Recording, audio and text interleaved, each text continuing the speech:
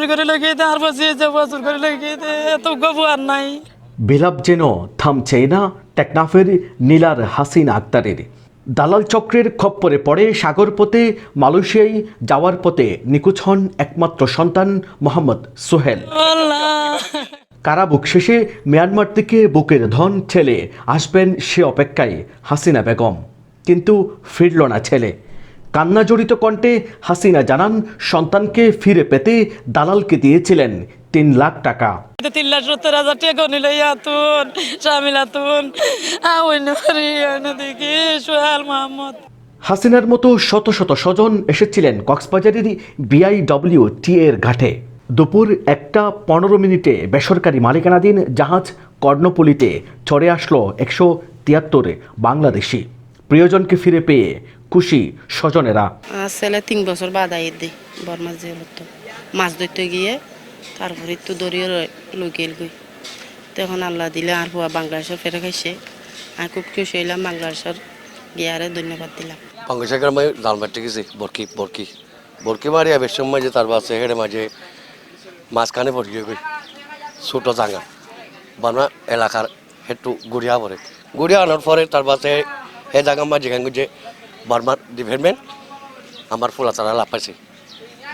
লাভ পাওয়ানোর দ্বারা হে দূরের মাঝে অ্যাটাক করে ফেললে অ্যাটাক করে আমার ফুলা তারা বার্মার ঢুকা ফেলছে। এখন দে বার্মা ও শামিলা করে জায়গায় কানা যায় ফুঙ্গুছে ওরা আমি মালয়েশিয়া যাবো তুই খারে হয়ে গিয়স ওরা আমি কইন তোমার আগে করে আবার হিন 3 জাহাজ করে দিলাম বার্মাত রেঙ্গমের মধ্যে 10 দিন পরে ধরা হয়েছে। বক্স অফ দুজন স্বজন নেভিয়ে ধরে ফেলাইছে।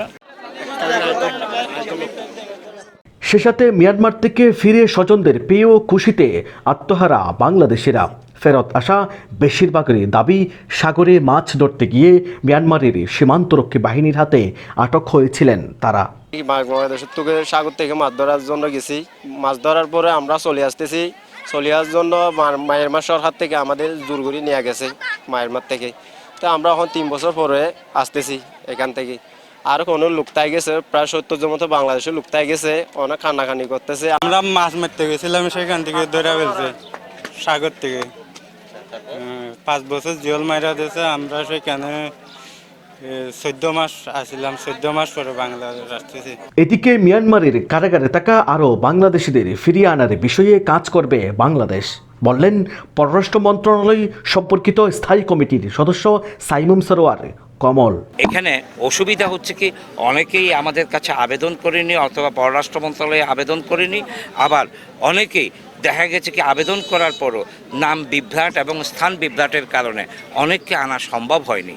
তো আমি এই মুহূর্তে যাদের নাম বিভ্রাট আছে অথবা স্থান বিভ্রাট আছে তাদেরকে এখানকার আইডি কার্ড থাকলে আইডি কার্ড অথবা মা বাবা অথবা জমির ল্যান্ড খতিয়ান সহ ন্যাশনাল ইউনিয়ন পরিষদের সার্টিফিকেট সহ আমি সকলকে বলবো, বিশেষ করে কক্সবাজার জেলাবাসীকে, আপনারা আমার সাথে যোগাযোগ করুন। মিয়ানমার থেকে ফেরত আসা 173 জনের মধ্যে কক্সবাজার জেলার 129 জন, বান্দরবানের 30 জন, রাঙামাটির 7 জন, খাগড়াছড়ি, নোয়াখালী, নারায়ণগঞ্জ, চট্টগ্রাম, রাজবাড়ী, নরসিংদী, নীলফামারী জেলার 1 জন করে বাসিন্দা আছেন। তাদের মধ্যে 3 জন নারীও রয়েছে। শামীমুল ইসলাম ফয়সাল, TTN, কক্সবাজার।